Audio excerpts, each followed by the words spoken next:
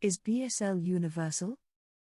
Many people who are not familiar with BSL are under the false impression that sign languages are universal. In practice, however, this couldn't be much further from the truth.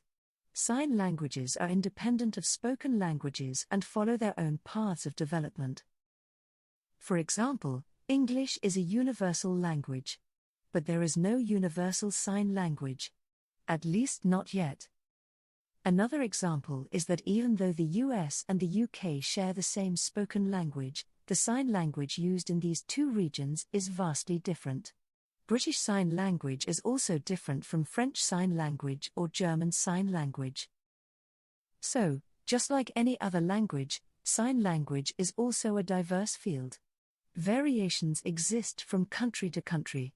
Wherever there are deaf people, sign languages will evolve there. This stems from the necessity of communication between people, whether they are deaf or not. Sign languages also show all the variations you would expect from different spoken languages. Even regional variations also exist within a country. You can think of them as equivalent to regional accents and colloquialisms found within our spoken languages. Plus, because sign language is relatively so isolated compared to a spoken language, the chances of variations go up significantly. So, no, BSL is not universal. It's used mainly by the people in Great Britain. Other countries have their own sign languages.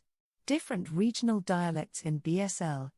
BSL is a part of the family of languages called BSL or British, Australian, and New Zealand Sign Language. All of them are derivations of the same sign language used in 19th century Britain. So even though they came from the same family of languages, they evolved separately. What's more, just like any other language, BSL is constantly evolving. As a result, it can vary so much that a person from one region may find it challenging to communicate with someone from another region. Like a spoken language, BSL can include colloquialisms and dialects used only in a small geographical region or particular towns and cities.